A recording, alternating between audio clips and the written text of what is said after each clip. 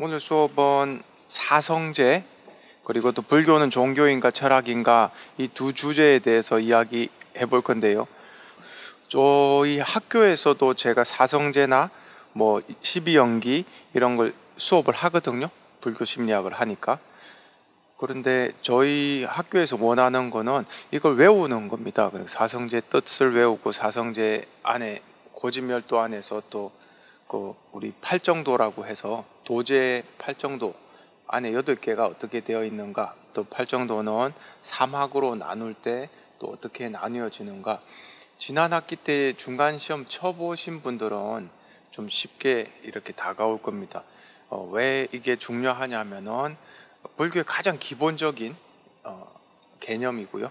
그리고 또 불교에서 가장 핵심적이면서 모든 불교 가르침을 포괄하는 것이 이제 사성제라서, 여러분들이 사성제 하면 누구한테든지 설명할 수 있을 정도로 이렇게 알고 계시면은 이제 또 종교적으로 또는 수행하는 데 있어서 많이 도움이 될 거다, 이렇게 생각합니다. 지난 시간에 불교 수업이라는 이 책에서 붓다의 붓다의 삶, 붓다의 일생, 그거를 우리가 이제 수업을 했거든요. 불교 붓다의 일생이죠. 제 3장에 대해서 우리가 했었고, 이제 교재가 이 책이에요. 그죠? 그래서 불교 수업이라는 책 교재의 제 4장 사성제에 대해서 읽으면서 시작하겠습니다. 책은 50페이지입니다.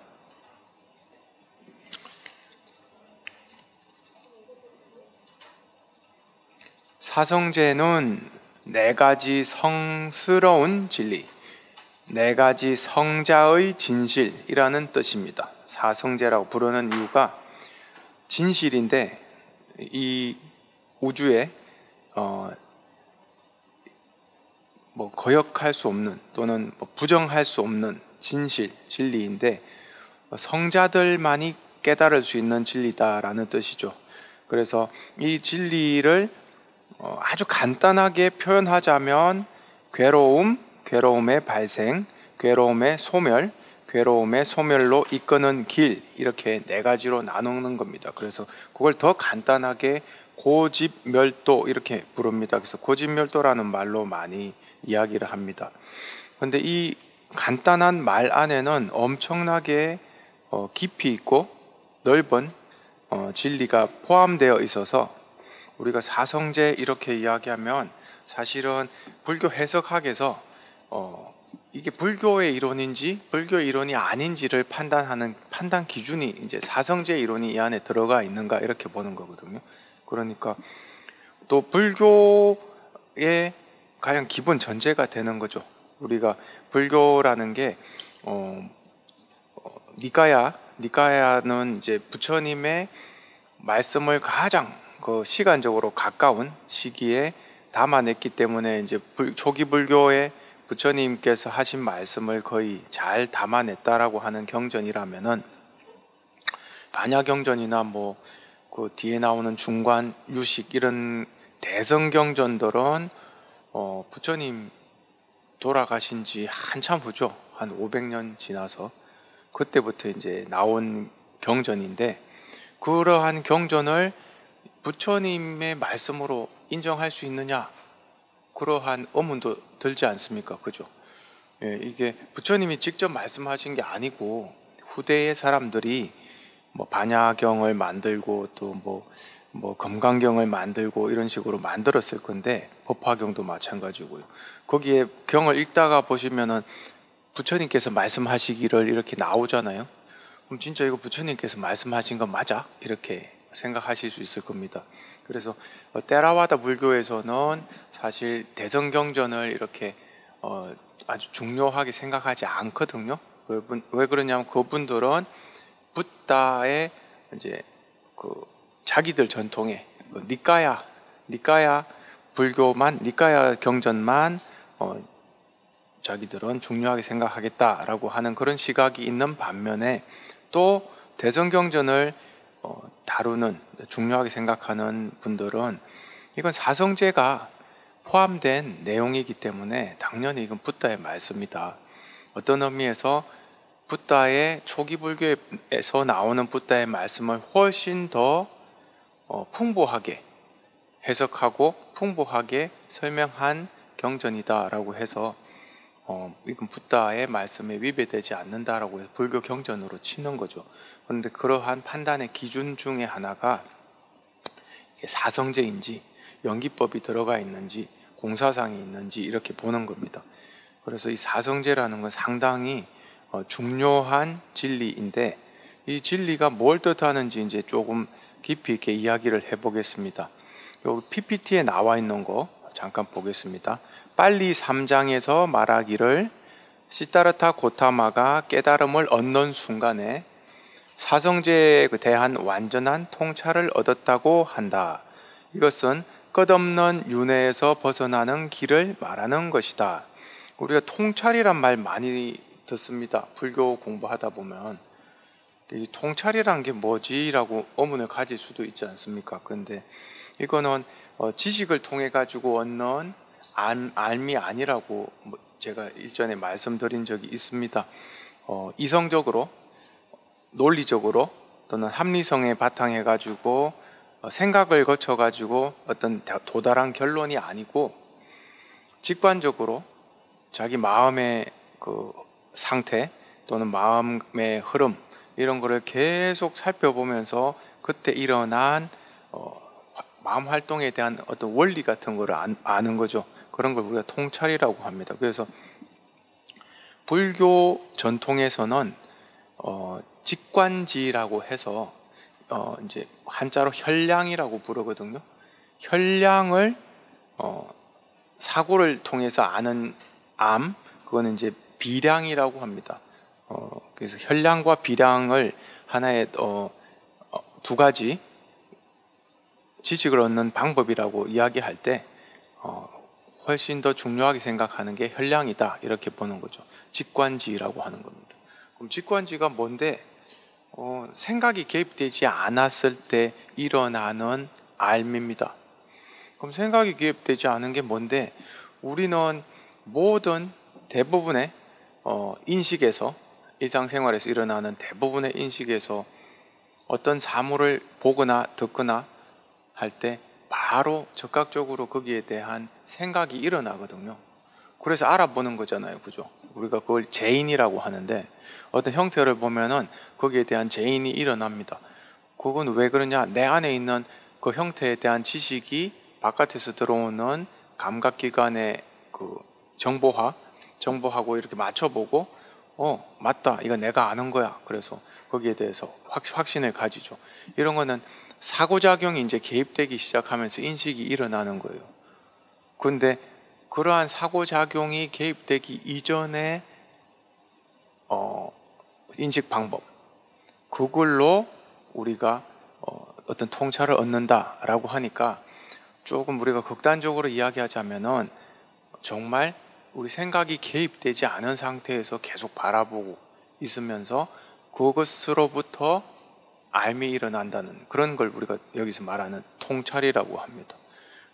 그러니까 우리가 뭘 약간 추구해야 되는지 방향성이 정해지죠. 너무 생각에 빠지지 말고 있는 그대로 보자라고 하는, 불교에서 우리 공부하다 보면 있는 그대로라는 말도 많이 쓰고 통찰이라는 말도 많이 쓰고 알아차림이라는 말도 많이 씁니다. 그래서 그게 어떤 의미에서 평소 때 불교를 수행하는 사람들이 사용하는 인식 방법이라는 거죠. 어쨌든 여기서 나오는 사성제에 대한 완전한 통찰을 얻었다, 그러니까 더 이상 의심이 없다는 겁니다. 완전히 알겠다라고 하는, 스스로 확신이 드는 그 순간이 왔다는 겁니다. 그걸로 이제는 윤회에서 벗어나는 거구나, 이렇게 알게 되는 겁니다. 부처님 지난 시간에 말씀드렸듯이 부처님이 구도를 했던 목적은 고통에서 벗어나는 것, 다른 말로 이 끊임없이 반복되는 고통의 굴레, 그걸 이제 윤회라고 하는데, 윤회에서 벗어나는 걸 찾았는데, 이 사성제에 대한 완전한 통찰을 얻음으로써 윤회를 벗어났다라고 하는 이제 확신이 들었다는 거죠. 그리고 이 진리가 너무 심오하고 이해하기가 어려워서 사람들한테 전해줄지 말아야 할지 망설였는데 범천의 권청으로 범천은 이제 하늘의 신의 세계에서 가장 높은 존재죠. 그래서 범천이 그래도 알아듣는 분이 있을 겁니다 해서 가르쳐 달라고 이렇게 청을 하셔서 이제 다시 속세로 돌아왔습니다. 돌아와서 이제 45년 동안 설법을 하셨다라고 하는데 그 첫 번째 가르침이 또 사성제다 이렇게 이야기를 합니다. 누구한테 했습니까? 자기와 같이 고행을 하던 도반한테 했죠. 그래서 그것이 여기에 나와 있습니다. 네 가지 진리가 있다. 첫째, 괴로움의 진리. 둘째, 괴로움이 일어나는 원인에 대한 진리. 셋째, 괴로움의 소멸에 대한 진리. 넷째, 괴로움을 소멸하는 길에 대한 진리가 그것이다. 그러니까 부처님이 깨닫기 전부터 추구하던 겁니다. 괴로움이 왜 생기며 괴로움을 정말 완전히 소멸시킬 수 있을까? 그 소멸시킬 수 있다면은 그 길은 무엇일까? 이걸 계속 구했는데 잘 안 됐죠. 그런데 여러 서성들을 찾아서 했습니다만은 잘 안 됐습니다. 그래서 맨 마지막에는 부처님께서 생각하신 스스로 이게 가장 맞는 방법이겠다라고 하는 그런 명상법으로 다시 명상으로 들어가서 천천히 단계적으로 이제 그 진리를 깨우치게 됩니다. 그래서 전생을 보고 업과 윤회의 원리를 보고 나중에는 사성제를 보았다. 이렇게 순차적으로 깨달음을 얻는 과정이 나왔어요. 그 사성제가 이제 알았다는 것은 아주 쉽게 이야기해서 괴로움이 왜 일어나고 괴로움이 어떻게 소멸시킬 수 있는가, 그걸 이제 이야기해 준다는 겁니다.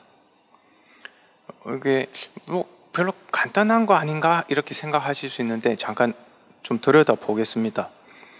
이 고진멸도 네 가지 진리 중에 첫 번째 진리, 괴로움이라는 것은 이 괴로움이 뭐냐, 어떤 것이 괴로움이냐, 그리고 왜 괴로움이 생기느냐, 거기인데 첫 번째 이야기가 미혹의 세계에서는 모든 것이 괴로움이다 라고 하는 진리입니다. 괴로움이란 것은 세상에 만연이 되어 있다는 겁니다. 그런데 그 세상이라는 것은 미혹한 세상입니다. 미혹에 빠져 있는 세상. 그리고 그 괴로움을 조금 다른 말로 하자면 불만족이다 이렇게 이야기했죠. 두카라고 하는 게 우리가 괴로움 하면은 굉장히 심하게 괴로운 거를 생각할 수도 있는데 그것도 물론 괴로움입니다만은 전반적으로 만족스럽지 못하다는 겁니다. 인생을 이렇게 살다 보면 삶이 만족스럽지 못하다. 이것도 하나의 괴로움이거든요. 그래서 괴로움은 여러 가지 종류가 있지만 가장 기본적으로 보면은 뭔가를 만족하고 싶은데 그게 그렇게 충족되지 않는다. 그러면은 그거 자체가 괴로움입니다. 그럼 괴로움의 원인이 뭐냐? 붓다가 깨달으신 이 괴로움의 원인은 갈애에서 일어난다라는 겁니다. 우리가 가지고 있는 모든 괴로움은 결국 근본적으로 갈애라고 하는 것에서 일어난다. 갈애가 뭡니까? 뭐냐면 갈증이 날 정도로 뭔가를 강하게 원하는 욕구를 우리가 갈애라고 하거든요. 갈증이 심할 때는 정말 물이 너무 목 타듯이 괴롭잖아요. 목이 타듯이. 그런데 어떤 물뿐만 아니고 어떤 대상에 내가 빠져 있으면은 그 대상이 나에게서 멀어져 가거나 없어진다면은 그걸 또다시 얻으려고 엄청난 갈애에 빠지죠. 우리가 지난 학기 때 12연기에 대해서 배우실 때 애라고 하는 거 배웠습니다. 그죠? 그 촉이 있고 그 다음에 수가 있고 그 다음에 애가 생긴다고 했습니다. 애라는 게 여기 나오는 애거든요. 욕망이 생깁니다. 어떤 대상을 우리가 만나서 경험하게 되면 그것에 대한 판단이 일어납니다. 판단은 생각으로 하는 판단이 아니고 느낌으로 하는 판단인데, 좋다, 아니면 싫다, 아니면 좋지도 싫지도 않다, 이러한 느낌이 일어납니다. 그 느낌에 따라서 그 다음에 애가 일어나죠. 애라는 거는 좋으니까 또 가지고 싶다. 근데 만약에 싫다 하면은 싫으니까 멀리 하고 싶다. 이런 모든 걸 다 애라고 하거든요. 그래서 우리가 여기 갈 애라고 한다면은 정말 원하는 것을 얻으려고 하는 욕구이기도 하지만, 정말 싫어하는 걸, 꼴도 보기 싫어하는 것도 하나의 애라고 할 수 있습니다. 그래서 갈 애는, 욕망은 좋고 싫음에 굉장히 민감하면서 좋은 것은 꼭 가지려고 하고 싫은 것은 아예 안 보려고 하고 하는 그러한 우리의 욕망, 그걸 이제 갈애라고 하는데, 그 갈애에서 결국은 괴로움이 일어난다. 요거만 하면은 되게 간단한 이야기고 누구나 다 아는 이야기 같아요. 나도 괴로움이 어느 정도 무엇인지 아는데, 그 괴로움은 항상 욕망 때문에 일어나지. 뭐 어느 정도의 그 현명한 사람들이라면은 자기의 삶으로부터 괴로움은 가래에서 또는 욕망에서 일어난다, 그 정도 알 수가 있죠. 근데 붓다가 하시는 말씀은 그 정도의 수준이 아니고, 사실은 그 밑바탕에 깔려있는 우리 마음속에서 일어나는, 그런데 훨씬 더 밑바탕에서 일어나는 그러한 욕망들을 지금 이야기하고 있습니다. 그래서 이 경전에는 그걸 더 설명하면서 이 책에 잠깐 보겠습니다. 55페이지 보시면은 괴로움의 발생이라는 진리 이렇게 나오죠. 그래서 그렇다면 괴로움은 왜 일어나는 것일까? 사성제의 둘째 진리는 바로 괴로움을 발생시키는 원인에 관한 것이다. 쌍유타 니까야의 비구들이여, 이것이 괴로움의 발생이라는 성스러운 진리이다. 그것은 갈애이다. 또 다른 태어남으로 이끌고 기쁨과 탐욕이 함께하며 이러저러한 것을 즐거워하는 것으로 감각적 욕망에 대한 갈애, 존재에 대한 갈애, 비존재에 대한 갈애이다. 요 보시면은 세 가지로 이제 나눠서 이야기하십니다. 감각적 욕망에 대한 갈애, 이건 우리가 좀 많이 익숙하죠. 실제로 우리도 많이 경험하니까.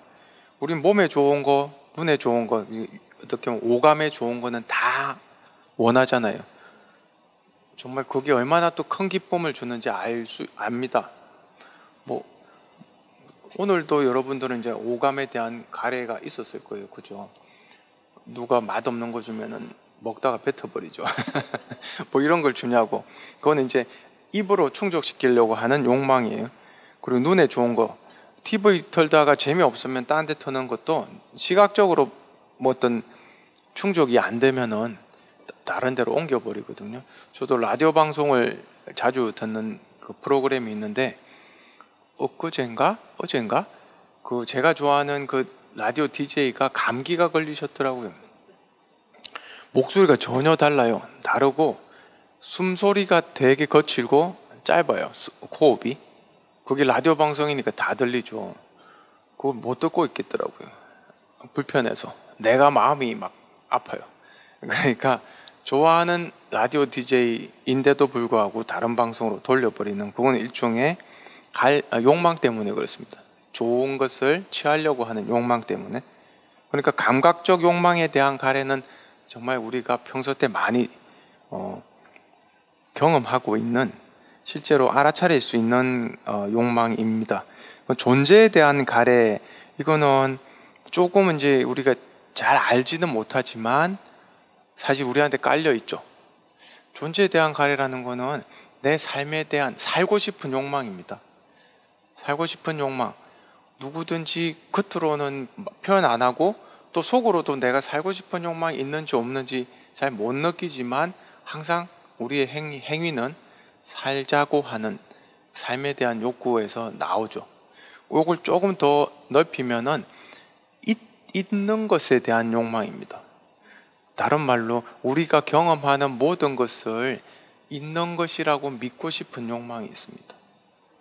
여기 이제 굉장히 근본적으로 들어가는 겁니다. 그리고 비존재에 대한 욕망, 요거는 사라지고 싶은 욕망입니다. 존재에 대한 욕망이 있는데 또 동시에 마음 한편에서는 사라져버리고 싶은, 이거를 굉장히 유사하게 발견한 심리학자가 프로이드거든요. 프로이드가 무의식을 계속 탐색하면서 인간한테는 이러한 욕망, 우리가 표면적으로는 찾을 수는 없지만 이렇게 상담을 하거나 아니면 자기 분석을 하다 보니까 삶에 대한 강한 욕망이 있는 반면에 또 타나토스라고 모든 걸 다 없애버리고 싶은 파괴에 대한 욕망이 있구나. 근데 여러분들도 경험해 보셨을 거예요. 어떤 일을 공들여서 열심히 추구하다가 일이 어그러지기 시작하면 그걸 그 자리에서 다시 할 생각 안 하고 깡그리 다 부숴버리고 싶은 그런 욕망이 있어요. 예전에 우리 형이 결혼하고 나서 시간 없는데 또 쓸데없는 이야기 하다가 시간 잡아먹는데, 둘째 형이 결혼하고 나서 그 형이 되게 돈 아끼는 걸 잘하거든요. 결혼하고 나서 뭐 집을 사겠다고 마음을 먹었는지 돈을 한 푼도 안 써요. 한 푼도. 거의 한 푼도 안 쓰고 저녁 식사도 형수님하고 같이 본가에 와서 집에 와가지고 먹고 갑니다. 그러니까 돈을 거의 안 쓰겠죠.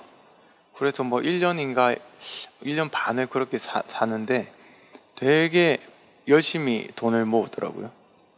그러다가 우리 큰형한테 미안하지만 큰형이 이제 외국에 있다가 한국 돌아왔거든요. 근데 큰형이 좀 놀기를 좋아해요. 그래서 작은 형을 꼬셔가지고 몇 번 술을 사라고 했던 거죠.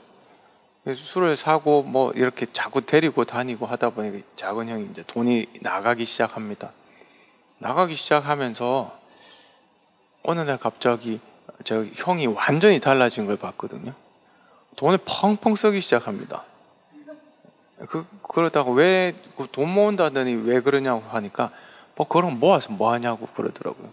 그러더니 거기 어떤 심리냐면은 존재에 대한 욕구가 달성이 되지 않으니까 거꾸로 비존재에 대한 욕구가 일어나는 겁니다. 내가 지금까지 모아왔던 어떤 목표, 어떤 애쓰고 있는 그 공들이는 거, 그거 그냥 없애버려. 이렇게 없애버려. 이게 조금 이제 너무 그 비유가 적절하지는 못했습니다만은 여러분들이 가끔씩은 그런 걸 경험하셨을 거예요. 그 생에서 굉장히 열심히 공을 들였던 게 어느 순간 무너질 때, 그 무너진 상태에서 그걸 보존해서 다시 시작할 생각을 하면 되는데 완전히 그냥 깡그리 없애버리려고 합니다.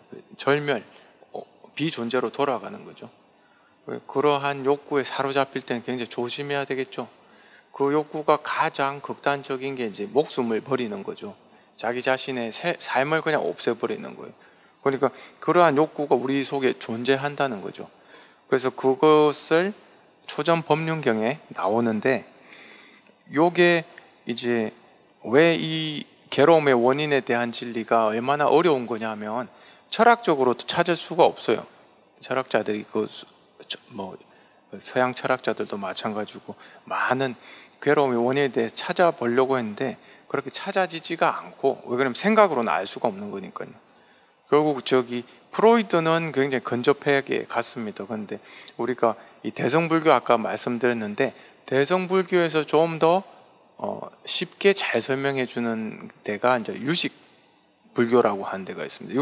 유식불교를 보면 이 괴로움의 발생의 진리에 대해서 욕구에 대해서 우리가 가장 근본적으로 어떤 욕구를 가지고 있느냐, 근본 번뇌라고 하는데 자아에 대한 욕구예요. 나에 대한 욕구가 타고났습니다. 우리는.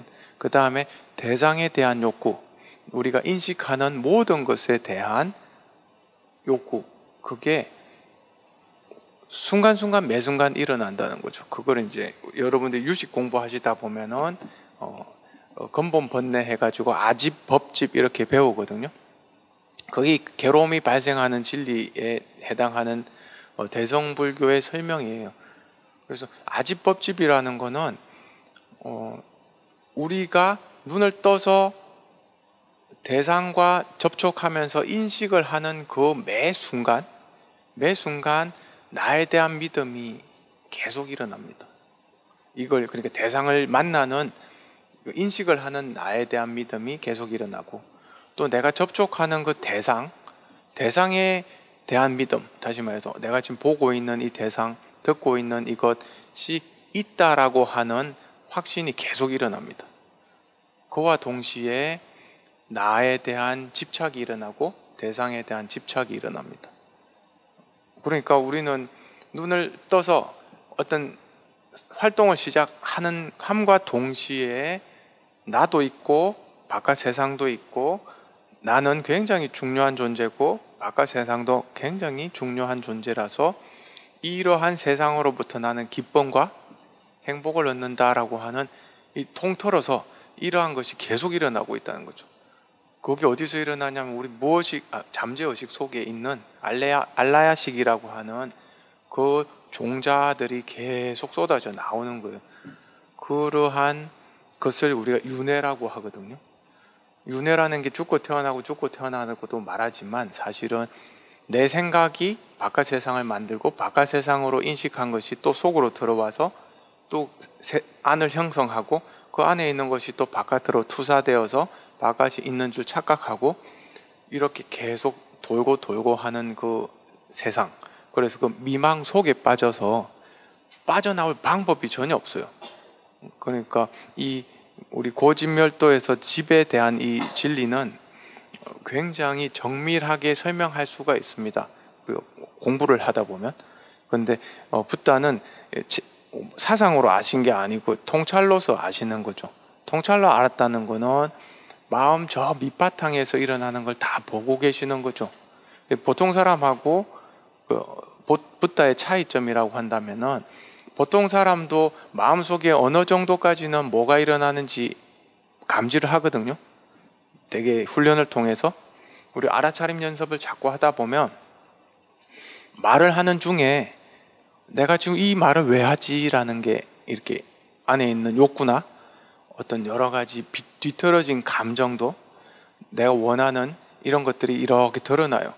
드러나면서 내가 지금 어떤 질투에 의해서 이런 말을 하고 있구나, 또는 내가 불안하구나, 상당히 불안해서 이런 행동이 나오고 몸이 떨리는구나, 이렇게 감지가 되는데, 저 밑바탕에 존재에 대한 욕구까지는 감지가 안 돼요. 그리고 이게 있다라고 하는 믿음을 내가 가지고 있구나라는 그런 것까지는 감지가 안 돼요. 그러니까 굉장히 세밀하게 예민하게 다 보는 거죠. 그걸 우리가 통찰이라고 합니다. 그래서 불교라는 종교의 특징이 신을 믿음으로써 이렇게 내가 뭔가를 아는 것도 아니고 깨달음 얻는 것도 아니고, 어떤 의미에서 내성이죠. 안을 계속 관찰하면서 그 관찰의 깊이와 넓이가 커지면서 결국은 다 알게 되는 그런 종교인데, 여기서 붓다가 가르쳐 주시는 괴로움의 원인이란 거는 결국 우리 마음 속에서 일어나는 걸 다 보고 말씀하신 거다, 이렇게 알 수가 있겠습니다. 그래서 아까 세 가지 감각적 욕망에 대한 가래, 존재에 대한 가래, 그리고 비존재에 대한 가래, 이렇게 이야기를 해드렸어요. 근데 그걸 또 다른 이야기로 바꾸면 아집 법집이라고 해서 유식불교에서는 매 순간순간 나에 대한 욕망, 집착이 이렇게 싹 텄다가 사라지고 또 싹 텄다가 사라지고, 또 대상에 대한 욕망이 일어났다가 사라지고 하고 있다라는 거죠. 그래서 이러한 가래 때문에 우리가 여기서 벗어날 수가 없다라고 할 만큼 그 틀 안에 사로잡혀 가지고 사는데, 그럼에도 불구하고 이러한 괴로움 또는 이 윤회의 구조에서 나올 수가 있다. 이게 이제 멸이라고 하는 진리입니다. 괴로움의 사라짐에 대한 진리 해가지고 니로다라고 하는데, 욕망이 사라질 때 가장 안락하고 평온하게 살 수 있다. 그러니까 욕망이 사라진다면은 괴로움도 사라진다.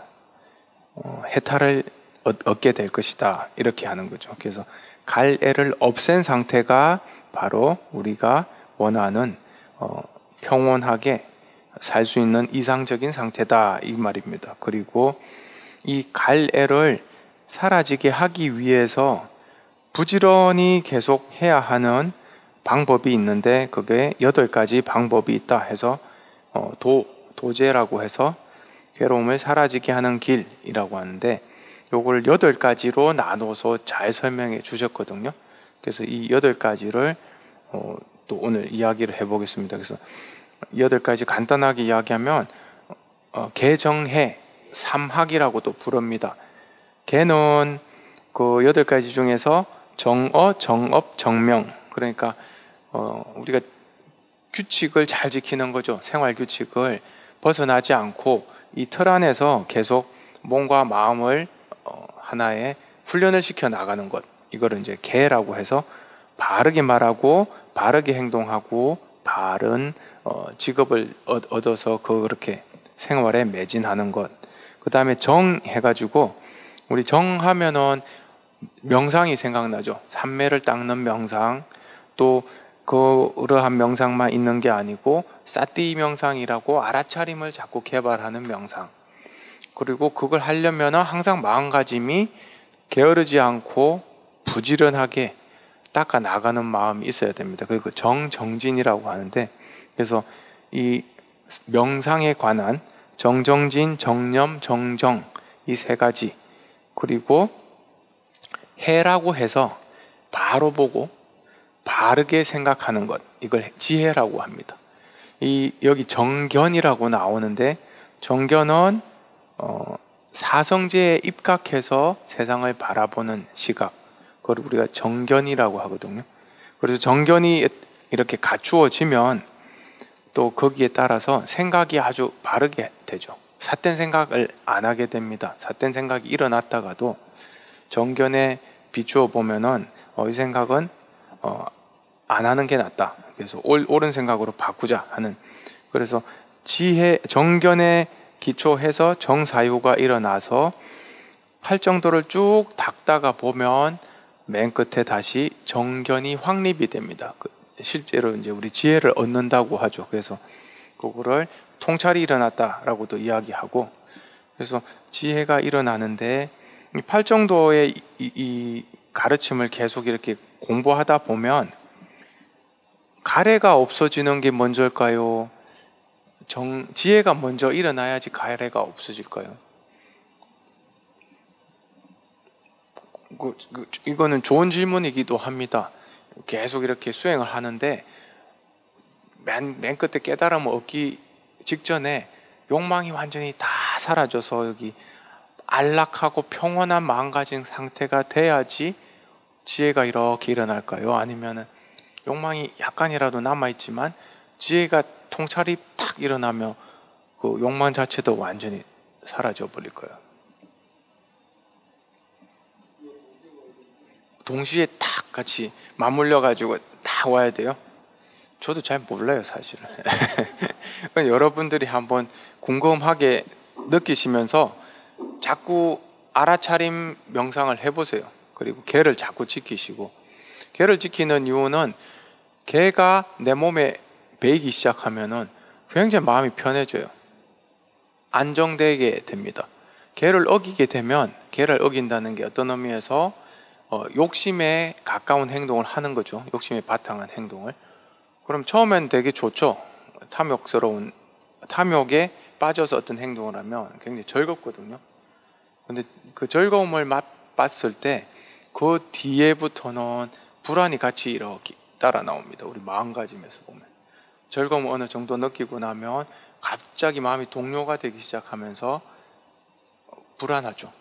불안하면은 생각도 이제 흐트러지기 시작합니다. 그래서 정견을 가지기가 상당히 어렵죠.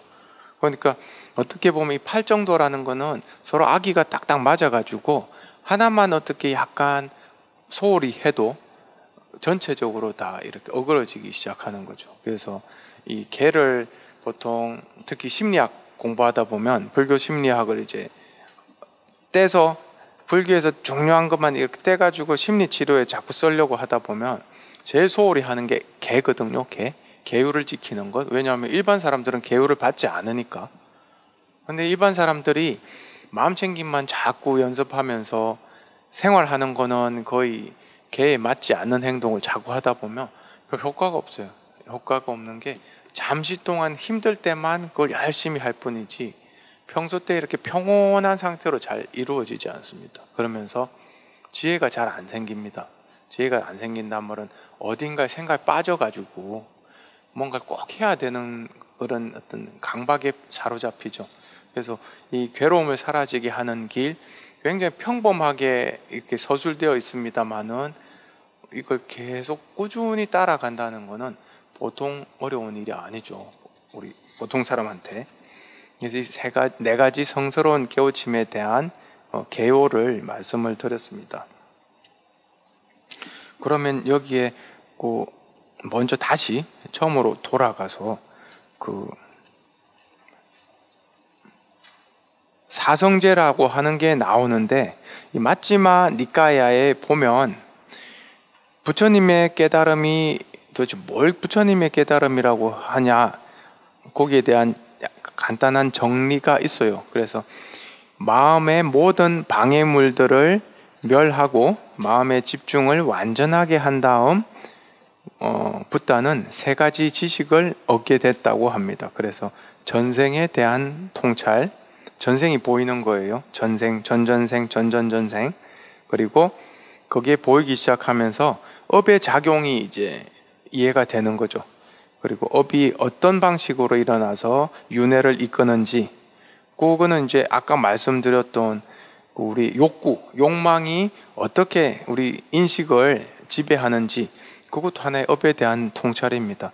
그런 것들이 충분히 이해가 되면 저절로 이제 고진멸도에 대한 통찰이 일어난다. 그래서 이 1, 2, 3 전생에 대한 통찰, 업과 윤회 작용에 대한 통찰, 사성제에 대한 통찰, 이 이야기를 부탁해서 하시면서 이건 이제 서로 연계된 깨달음입니다. 그래서 우리가 이러한 통찰, 최종적으로 사성제에 대한 통찰을 깨달음이다 이렇게 부르는데, 부처님 이 글을 읽거나 우리가 경전을 읽거나 하다 보면 업과 윤회, 전생 이야기 많이 하시거든요. 그런데 현대 학자들 중에 전생에 대해서 부정하는 분들이 있어요.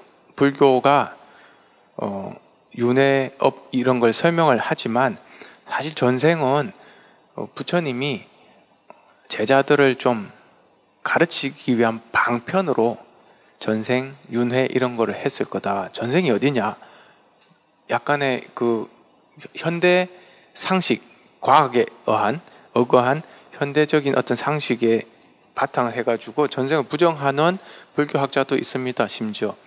그런데 사실 부처님은 전생에 대한 이야기 많이 하셨어요. 경전을 보시면.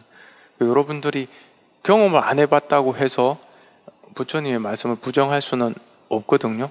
그래서 이 전생에 대한 통찰, 이거는 어떤 의미에서 되게 수행이 깊은 사람들이 가질 수 있는 어떤 통찰입니다. 그리고 아까 말씀드렸듯이 사성제는 깨달음의 기준이 된다. 그래서 어떤 사람이 진리를 설할 때, 그것이 진리다라고 할 때 이것이 사성제 진리가 안에 포함되어 있으면 그건 불교적으로 맞는 이야기다라는 거죠. 그래서 윤회를 벗어날 수 있는 길을 가르치는 그 궁극적인 진리인지 아닌지를 알려면은 사성제에 입각해서 그 경전이나 또 어떤 사람의 이론을 이렇게 보는 겁니다. 교수님 질문 하나 해도 될까요? 그 전생에 대한 이야기인데요. 이 불교에서 이야기하는 게 무아, 내라는 게 없다는 거지 않습니까? 예. 그러니까 뭐가 돌고 돌라 그러면 알맹이가 하나 있어야, 예를 들어 부처님의 전생 그러면 지금 부처님이 예전에 뭐 사슴이 됐든 토끼가 됐든 그때 그 사슴이나 토끼 안에 존재하고 있는 무엇이 지금 부처님하고 1대1로 대치가 돼야 될 거 아닌가요? 아니면 전생이라고 이야기할 수가, 나의 전생이 뭐라는 나가 없는데 어떻게 그걸 설명을 할 수가 있나요? 예, 그 연결을 말씀하시는 것 같아요. 그렇죠? 비록 전생의 존재가 나는 아니지만 그래도 그 전생의 기억을 떠올린다는 것은 그 기억이 남아있는 어떤 뭔가가 있습니다. 그래서 그 기억을 소장하고 있는 뭔가가 계속 옮겨 다닌다. 그 말씀인 것 같아요. 그죠?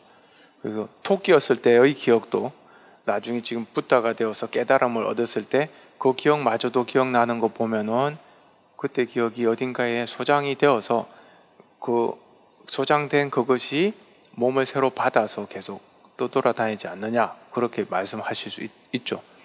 그래서 우리가 그걸 우리가 아뜨만 나 이렇게 이야기는 안 하거든요. 그건 어떤 의미에서 그 업식이 계속 윤회를 하고 있다라고는 말할 수가 있습니다. 업식이란 거는 내가 지은 업에 의해서 형성된 조건화된 식이죠. 그 식이 예전의 기억을 보유하고 있다라고 말할 수가 있죠. 그런데 그걸 나다, 주체다 또는 윤회의 어떤 중심이다 그렇게는 말하지 않고 그 업식마저도 인연화합되어서 지금 일시적으로 존재해 있는 것이다 이렇게 보는 거죠. 그거는 설명이 혹시 되나요? 맨날 설명 들어도 잘 모르겠는 부분이더라고요. 네. 예를 들어 뭐 흔히 어떤 대중 스님들이 네가 전생에 어찌어찌 살았으니 지금 네 아들하고 이렇게 만나서 이런 고생을 하고 그거 전부 불교 석가가 말씀하시는 이론하고는 안 맞는 거 아니에요? 뭐 이론이 안 맞다는 말씀은 나라는 존재가 없다라고 말한 부처님의 말씀에 맞지 않는다는 거죠. 네가 전생에 어떠한 행동을 했으니까 지금 이렇게 하는 과보를 받아서 산다. 그러면 그 말에서 나만 빼고 다시 이야기해 보면 어떤 행위가 과거에 있어서 그 과거 행위의 결과로 현재 이런 일이 일어난다 이렇게 말할 수 있죠. 그거는 나라는 이야기 전혀 안 했습니다. 근데 똑같이 묘사할 수 있죠. 그리고 그거 자체가 너가 윤회한다라고는 말하지 않습니다. 그냥 어떤 행위가 과거에 있어서 그 행위의 결과가 지금 일어나고 있습니다. 그럼 조금 더 깊이 이게 어디에 그게 그 행위의 원인이 어디에 있어가지고 지금 이게 나타납니까? 굳이 밝히자면은 유식불교에서는 알라야식이라고 하는 업식이 그 행위의 결과를 가지고 있다가 바깥에서 인연을 만나면은 다시 바깥으로 표출이 되는 거죠. 우리 심리학적으로 말하자면 투사가 일어나는 겁니다. 투사가 일어나가지고 세상이 이 이야기 하자면은 좀 길기는 하지만 간단하게 이야기하면 우리는 세상을 어떻게 다르게 볼 수 있는 여러 가지 씨앗들을 가지고 있거든요. 사람마다 다 똑같은 대상을 똑같이 보지는 않잖아요. 그 똑같이 보지 않는 이유는 과거 행위의 결과가 우리 안에 잠재되어 있다가 예전에 봤던 뭔가 되게 닮은 게 탁 나타나면 그것인 줄 알고 바로 그냥 투사합니다. 투사한다는 말은 더 씌운다는 거죠. 원래는 이렇게 안 생긴 건데 마치 그렇게 생긴 줄 착각해가지고 그렇게 보는 걸 우리가 투사라고 그래요. 그럼 그런 투사가 일어난다는 거는 내면에 그렇게 볼 수 있는 이미지들을 가지고 있죠. 가지고 있다가 유사한 어떤 조건이 형성되면은 바로 그래서 어떤 사람은 쉽게 도박에 빠지는 사람도 있고 어떤 사람은 뭐 공부하는 걸 좋아하는 사람도 있고 똑같은 대상에 대해서 어떤 사람은 쉽게 지나가 버리는데 어떤 사람은 그게 고착이 되어 가지고 매달리게 되고 그건 과거의 어떤 행위가 씨앗을 만들어서 업시간에 잠재해 있다가 다시 현세에 그런 유사한 조건을 만나면 그 씨앗이 이제 발현되는 겁니다. 그럼 씨앗과 바깥에 있는 환경이 만나가지고 새로운 세상이 만들어지는 거죠. 그래서 거기에는 나라는 존재가 있다 없다라는 꼭 말할 필요도 없습니다. 그냥 과거에 어떤 행위가 있었는데 그 행위 결과가 업식에 잠재되어 있다가 현재 업식이 새로운 그 환경을 만나면 다시 발현된다. 그래서 그 옛날에 했던 행위가 또 되살아난다. 뭐 그렇게도 설명할 수 있거든요. 그럼 부처님께서 말하는 무아와 전혀 배치되지는 않죠. 고지멸도 지금 공부하고 있는데 다시 여기 보면은 깨달음의 기준에 대해서 이야기했고요. 사성제의 진리에는 이미 붓다가 따로 설한 삼법인, 연기, 오온과 같은 세계의 실상에 대한 이론이 이미 포함되어 있습니다. 달리 말하자면 사성제는 불교의 모든 가르침을 포괄하고 어떤 가르침이든지 그것이 사성제의 어느 한 부분에 속한다. 그래서 가장 포괄적인 진리가 사성제이다. 그래서 그걸 조금 제가 맛보여 드리려고 고진멸도에서 집제에 대한 설명이 유식불교라고 하는 그 되게 배우기 어렵죠. 그 오랜 시간 동안 그 보내야 되는데 거기에서 아주 자세하게 설명해 줍니다. 그래서 우리 인식이 어떻게 오류를 일으키는지, 거기에 어떻게 근본적으로 그런 세팅이 되어 있는지 그거를 이제 이야기를 해주죠. 그럼 다시 고로 돌아가세요. 뭘 고라고 하느냐? 부처께서는 이 8가지를 이 고통이라고 이렇게 이야기했습니다. 8가지에 해당되지 않는 고통은 없다. 태어나는 고통, 늙는 고통, 병드는 고통, 죽는 고통, 우리가 다 이해할 수 있는 고통입니다. 근데 여기서 약간 생뚱맞은 건 태어나는 게 고통인가? 이렇게 말할 수 있거든요. 왜냐하면 상식적으로 볼 때 태어나면 축복이죠. 축복이라고 생각합니다. 우리 아기가 태어나면 너무 좋아하잖아요. 그리고 누구든지 삶을 새로 얻었을 때 그건 삶에 대한 어떤 축복이라고 생각하는데 왜 불교에서는 태어나는 고통이라고 할까? 누가 설명해 주실래요? 왜 태어나는 고통이라고 할까? 예, 문정훈님 설명해 주세요.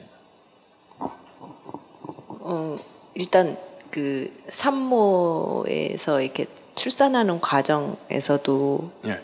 저는 기억이 안 나지만 예. 그 나올 때 되게 힘들다고 애들이 그런 것도 예. 배웠던 것 같고요. 네. 그리고 이제 살다 보면 늘 좋은 일만 있는 건 아니잖아요. 예. 그러니까 이제 여자로 태어나면 여자로 태어나는 그런 고통이 있으니까 엄마 입장에서는 또 그런 게 보면 또 싫고 그렇군요. 또 예. 남자 입장에서는 뭐 우리나라 같은 경우는 군대를 가야 되니까 그런 것도 예. 싫고 어쨌든 나쁜 것만 이렇게 들여다 보이다 보니까 그냥 사는 게 자체가 즐거운 건 빨리 잊어버리게 되고 힘든 것만 남게 되니까 태어난 거 일단 고통스러운데 태어났네 하는 그런 느낌. 네. 결국 태어나는 고통이란 거는 고통의 세상으로 또 태어났구나 그거군요. 그죠? 이 불교에서도 하는 말이 그겁니다. 우리가 태어나는 고통을 왜 고통이라고 보냐면 다시 윤회의 세계에 빠졌구나. 그래서 이 늙고 병들고 죽는 고통 또 나머지 여러 가지 고통을 계속 겪어야 되는구나. 그래서 태어남이 고통이라고 합니다. 윤회에서 못 벗어났으니까 또 돌아왔네? 그거죠. 또 왔네 해가지고 또 시작해야 돼요. 여러분들이 다시 태어나가지고 지금까지 살았던 거 다시 겪어야 된다고 생각하면 겪고 싶으세요? 저도 안 겪고 싶습니다. 누가 좋은 것만 하라고 하면은 하겠지만 그 겪었던 고통 중에서 여러 가지 정말 힘든 고통들, 사랑하는 사람과 헤어지는 고통, 또 실패하는 고통 이런 것들을 또 겪으라고 하면 그게 절레절레 하죠. 그래서 말씀하신 대로 윤회가 시작되는 고통이 이제 되는 거다. 그래서 생고가 고통이다. 또 아까 말씀하셨듯이 출생 트라우마라고 하죠. 모든 그 아기들은 정말로 트라우마를 겪는데요. 특히 좁은 그 우리 기억은 안 나지만 엄마 뱃속을 이렇게 통로를 지나서 나올 때까지 엄청난 두려움, 뚫고 나가야 되는 두려움, 그 다음에 질식할 것 같은 숨을 못 쉴 것 같은 그 죽음에 대한 고통, 그 다음에 자기가 힘을 써서 애써서 나와야 되는 거, 뭐 이런 것들이 있어가지고 실제로 심리학자들이 출생 트라우마라고 해서 그런 이론들이 있어요. 특히 이제 정신분석학자들 이야기 들어보면 유명한 오토 랑크라고 하는 그 심리학자가 분석을 계속 내담자들을 분석하는데 도저히 어릴 때 겪지 않았던 어떤 무의식적인 두려움을 자꾸 표현을 하거든요. 그래서 도대체 이 두려움, 이 고통에 대한 불안은 어디서 나오는 거지 하다가 그 꿈이나 그 사람이 묘사하는 거를 이렇게 적다가 보니까 이건 출생의 고통이다. 어떤 긴 통로를 막 빠져나와가지고 막 답답한 그 마음을 그 내담자들이 막 표현을 하는 거예요. 그래서 이거는 출생의 고통이다. 출생할 때 어린아이들이 겪었던 게 남아가지고 결국은 모식 속에 남아서 이렇게 나오는구나. 그래서 그분은 이제 출생 트라우마라는 이론을 만들었습니다. 근데 어떤 심리학자들은 그거 있을 수가 없다는 이야기입니다. 왜냐? 인간의 신경이, 뇌신경부터 모든 신경이 성장하면서 자아가 만들어지고 자아가 기억하는 거는 3살 이후부터거든요. 그럼 3살 이전에 뇌신경이 어떤 기억을 충분히 할 수 있을 만큼, 특히 나라는 존재가 뭘 한다라는 기억을 할 수 있을 만큼 만들어지지 않은 그 시간에 나온 경험한 것을 어떻게 기억하느냐. 그래서 그러한 논란이 있기는 한데, 어쨌든 그 여러 학자들 중에서, 심리학자들 중에서는 아기는 엄마 뱃속을 나올 때 굉장한 고통을 받는다라고 이야기를 해요. 편안한 곳에 있다가 갑자기 쫓겨나면서 그 긴 터널을, 그래서 우리 영웅 이야기들을 보면은 그게 반영이 돼 있다고 합니다. 이제 정신분석학자들 이야기는 동굴에서 빠져나오는 이야기 되게 많거든요. 그거는 일종의 출생에 대한 무의식적인 상징이 우리한테 표현되는 거다, 이렇게 보죠. 영웅이 탄생하려면 어떤 기나긴 고통의 터널을 지나와야 됩니다. 그게 마치 자궁을 나오는 아기가 겪는 것과 되게 유사하다는 거죠. 그래서 새로운 나비로 변한다는 것처럼 새로운 힘을 얻는 어떤 존재가 되려면은 그만큼 길고 외롭고 괴로운 어떤 터널을 지난다라는 게 마치 이제 출생 트라우마가 반영된 거다라는 그런 이론도 있습니다. 이거는 가설일 뿐이니까 그냥 참고하시면 되고요. 그래서 생고, 태어나는 고통, 늙는 고통, 병드는 고통, 죽는 고통, 이런 이야기가 있고, 그 다음에 우리가 정말 원하지 않는 사랑하는 사람 또는 사랑하는 대상과 헤어지는 고통, 그리고 미워하는 사람과 또는 미워하는 것과 항상 같이 있어야 되는 고통, 그리고 구부덕고라고 해서 내가 원하는 것을 성취하지 못하는 고통, 이것도 참 힘든 고통입니다. 그죠? 그리고 마지막으로 5가지 무더기, 그러니까 우리 몸과 마음에 집착하면서 사는 것, 이거에 바로 괴로움이다. 집착하는데 왜 괴로워? 이라고 이야기하시겠지만, 집착 때문에 마음이 불안해지고 괴로워지는데, 조금 더 쉽게 설명드리자면, 오치온고는 여러 가지로 설명할 수 있지만 자기 자신에 대해서 너무 집착해서 일어나는 불안과 괴로움, 이렇게 말할 수도 있고요. 아니면은 위에서 설명한 7가지가 생길까봐 두려운 것도 오치온고입니다. 그러니까 늙을까봐, 아직 늙지 않았는데 늙을까봐, 아직 병들지 않았는데 병들까봐, 사랑하는 사람과 헤어질까봐, 미워하는, 싫어하는 일이 생길까봐 계속 두려워하는 것도 하나의 고통입니다. 그래서 그건 오치온고에 해당하죠. 잊지 않은 것을 자꾸 집착하다 보니까 집착하는 걸 잃을까봐 또는 미워하는 것을 얻을까봐 이러한 불안이 생깁니다. 그러니까 이러한 고통에 완전히 빠져 사는 것이 우리 인간의 모습이다. 그에 반해 만족스럽고 평온한 시간은 드물다는 거죠. 그 긴 인생에서 대부분의 시간이 괴롭고 불안합니다. 그러한 상태로 살고 있기 때문에 전체적으로 보면 인간의 삶은 고통에 가깝다는 겁니다. 그래서 고제에 대해서 통찰할 수 있다면 이거는 어떤 의미에서 우리가 더 높은 이제 정신적 차원으로 올라갈 새로운 단계에 들어갔다, 이렇게 볼 수가 있죠. 어떤 사람이 만일 고에 대한 진리를 이해를 한다면, 그래서 고의 실상에 대해서 통찰을 얻게 된다면 그의 인생 여정은 그 순간부터 더 높은 정신적 차원으로 향할 것이다.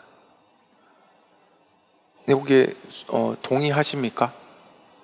고통에 대한 어떤 감수성이 있어서 고통을 알고 느끼고 이것이 해결해야 될 문제구나라고 생각할 때 비로소 영적인 또는 정신적인 추구를 하게 된다. 그래서 이 고통에 대한 감수성이란 것이 종교적 수행의 전제 조건인가? 그렇게 물어볼 수도 있죠. 그죠? 근데 대부분의 종교에서는 귀의한다라고 하는데, 신에 대한 귀의 또는 불교로 치면은 출가하는 이유, 고통에 대한 감수성이 그렇게 만드는 경우가 많습니다. 그래서 기독교에도 그런 이야기가 많습니다. 인생의 삶의 고통에 대해서 자각을 하고 그 자리에서 바로 이제 그 세속을 떠나는 그런 이야기들이 많이 나오고요. 이슬람 종교에서도 그렇게 이런 이야기가 많죠. 그래서 어떤 의미에서 우리가 삶에서 일어나는 고통에 대한 어떤 예민함, 민감성, 이거는 우리가 정신적인 성숙을 위해서 필요한 걸지도 모른다는 겁니다. 물론 동의하실지 안 하실지는 여러분들한테 달려 있습니다만, 그리고 또 종교적으로 볼 때 꼭 고통을 강조하지 않는 종교도 있습니다. 예를 들어서 도교 같은 경우는 고통에 대해서 이야기하는 법이 별로 없어요. 그냥 자연스럽게 사는 그걸 강조하기 때문에, 그래서 고통은 우리가 거꾸로 이야기하면 이런 거죠. 너무 행복을 추구하는 사람은 종교적이지 않을 수도 있습니다. 행복만 있으면 된다. 행복을 달성하면 된다. 행복이 최고다. 내가 인생은 행복한 것이다. 이렇게 말하는 사람들은 사실 종교적인 어떤 수행을 할 필요가 별로 없죠. 할 마음도 별로 안 들지 않습니까? 그래서 이러한 이야기를 잘못 받아들이면 염세적이다라는 이야기 듣죠. 넌 사람이 뭐 그러냐 이런 소리 하잖아요. 왜 맨날 그 어두운 쪽만 봐? 어두운 쪽만 보고 세상을 혐오하라는 게 아니고 고통이라는 게 만연해 있다는 걸 알라는 거죠. 그래서 그 고제에 대한 통찰은 이런 겁니다. 어떠한 행위, 어떠한 사물, 어떠한 것을 내가 경험을 하더라도 그 경험의 끝은 잃어버리는 겁니다. 그 경험을. 내가 거기서 취했던 행복일 수도 있고 명예일 수도 있고 다른 어떤 것들을 취하더라도 사실 그것은 사라질 수밖에 없는 운명을 가지고 있습니다. 그거 자체가 고통이죠. 그거를 이제 이해하라는 이야기죠. 우리 불교에서 말하는 그 고통에 대한 통찰은 내가 어떤 것을 열심히 노력해서 어떤 간에 얻어서 기쁘던 간에 그 기쁨은 언젠가는 잃어버리는 것입니다. 사라지는 것입니다. 그래서 이 기뻐했다고 너무 좋아할 것도 없다라는 그 이야기인데, 그래서 조금 구별해야 될 거는 고통에 대한 통찰이 고통에 대한 혐오가 아니라는 이야기예요. 고통에 대한 통찰은 고통이 만연하다 또는 어떤 일이든지 불만족스럽게 끝나게 되어 있다. 그게 유의의 세계다. 유의의 세계의 모든 현상이 보면 우리한테는 불만족스럽게 끝나게 돼 있다 라는 걸 알라는 거지. 세상은 결국은 실망만 주는 곳이니까 떠나야 돼. 뒤도 돌아보지 말고 버려버리자. 떠나자. 그건 아까 말한 오히려 비존재에 대한 욕구와 마찬가지인 거죠.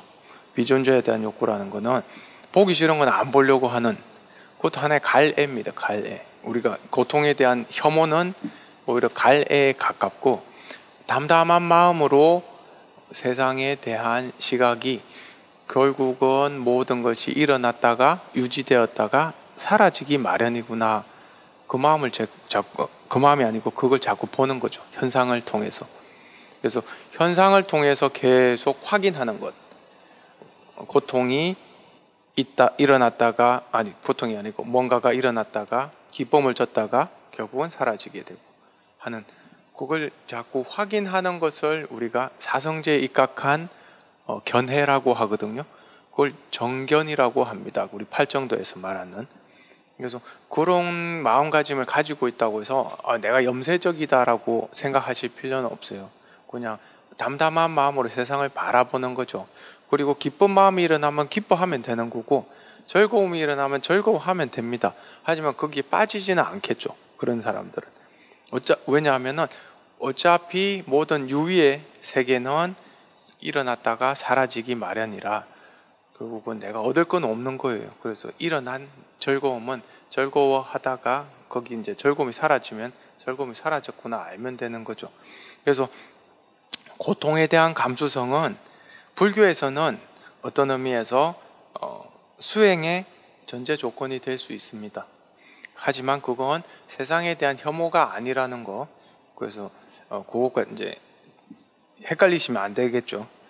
그래서 붓다의 삶을 봐도 어린 시절부터 붓다는 고통에 대해서 되게 예민해요. 그죠? 그 아기 때부터 어릴 때부터 그 동물들을 보면서 서로 잡아먹는 거 보면서 굉장히 불안해하고 불편해하거든요. 그거는 보통 아이들하고는 좀 다른 감수성을 가지고 있습니다.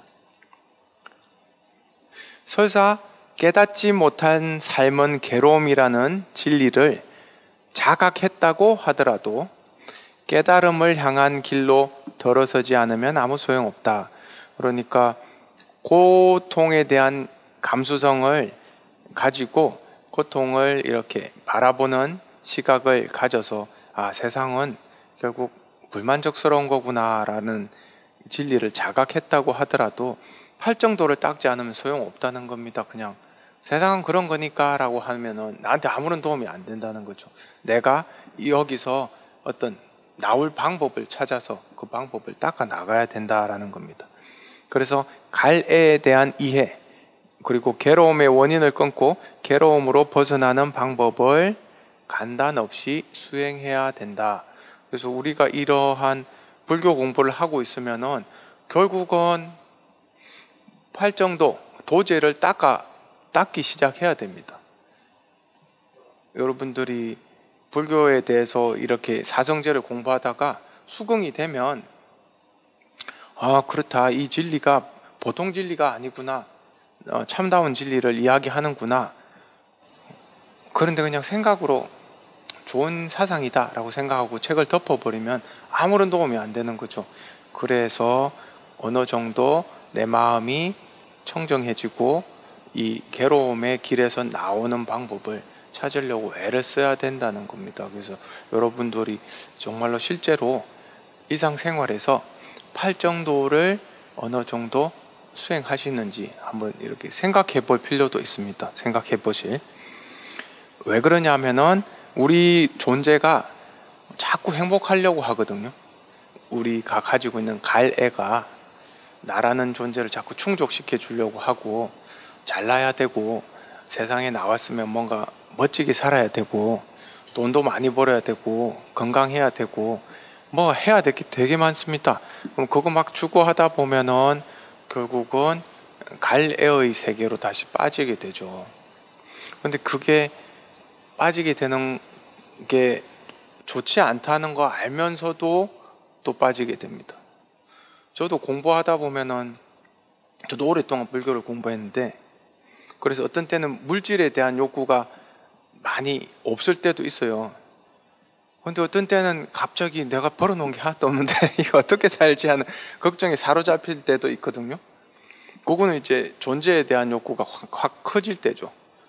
사실 삶에 대해서 통찰이 일어날 때도 있는데 또 어떤 때는 거기에 번뇌 금세 사로잡혀가지고 불안해지기도 합니다. 그러면 내가 불안에 떨고 있구나, 불안이 나를 또 이렇게 사로잡았구나 하고 거기서 무덤덤하게 나올 줄 알아야 되죠. 그래서 그걸 자꾸 하면서 그 길에서 안 벗어나야 되는데 어떤 때는 완전히 벗어나 살기도 해요, 사람들이. 물론 급하니까, 그죠? 급하니까 그럴 수도 있겠습니다만은. 근데 불교도라는 거는 오래 가는 행복을 추구하는 사람들입니다. 짧게 가는 행복을 추구하는 사람들이 아니고 오래 가는 행복을 추구하는 사람. 다시 말해서 모든 번뇌가 거쳐서 마음이 평온한 상태, 그리고 지혜가 충만한 상태, 그걸 추구하는 사람들이죠. 근데 그게 쉽게 안 된다는 거를 이제 알고 있어야 됩니다. 이게 쉽게 다른 길로 빠진다라는 거죠. 그래서 나가는 이 길을 잘 알고 있더라도 우리를 아주 교묘하게 속이는 그러한 우리 두 가지 자아가 있습니다. 사실은 제가 중독 심리학을 중독 환자들을 많이 상담을 하는데 중독 상담을 우리 공부할 때 가르쳐 주는 게 뭐냐면 우리 그 중독이란 거 그거죠. 뭐 마약 중독, 또 물질 중독, 행위 중독 그런 걸 중독이라고 해서 도박이나 약물에 많이 빠져 있는 사람들은 거기서 못 헤어나오거든요. 그걸 헤어나오게끔 해주는 치료가 이제 중독 치료인데 거기 이론이 중독에 걸려 있는 사람들은 두 가지 자아가 있다고 해요. 하나는 거기서 빠져나오고 싶어하는 정말 내 예전에 건전했던 삶으로 돌아가서 정말 가족하고 사랑하고 즐겁고 좀 건전하게 살고 싶은 욕구가 있는 자아가 있고요. 다른 하나는 계속 중독 이 생활을 유지하려고 하는 욕구가 있습니다. 예를 들어 약물 중독이라면 어떻게 해서라든지 마약이나 알코올을 섭취하려고 하는 중독이 있거든요. 그래서 실제로 상담을 하다 보면 그 두 가지 자아가 막 싸우는 게 보여요. 앞에서 그 내담자한테서. 그래서 결국은 거기서 지게 되면 그 중독자가 이기게 되면 우리 상담자 앞에서 거짓말도 막 하고 그러거든요. 그래서 그 교묘하게 이 앞에서 이렇게 관찰을 하다 보면 말을 하다가 교묘하게 자기가 이렇게 다른 쪽으로 싹 가버립니다. 그 중독하려고. 그래서 자기가 아주 슬퍼지고 괴로워지고 우울해지면서 나 좀 어떻게 도와주세요. 그리고 맨 끝에 하는 말이 술을 조금이라도 먹었으면 이것만 먹어 오늘 하루만 딱 이렇게 하면 정말 내가 살 수 있을 텐데 그 마약을 조금이라도 아주 소량이라도 하면 내가 그다음부터 안 할게요 라는 식으로 애원하기도 하고 협박하기도 하는데 이게 두 자아가 왔다 갔다 해요. 왔다 갔다 하는 걸 볼 수 있는데 우리도 마찬가지입니다. 이 갈애에 빠져 있는 마음하고 그걸 벗어나려고 하는 청정한 쪽으로 가려고 하는 마음이 항상 왔다 갔다 싸우는데 그게 쉽지가 않죠. 그래서 이제 이렇게 해서 사성제에 대해서 우리 8 정도는 충분히 안 했습니다만은 다음에 이제 시간 날 때 같이 하고요.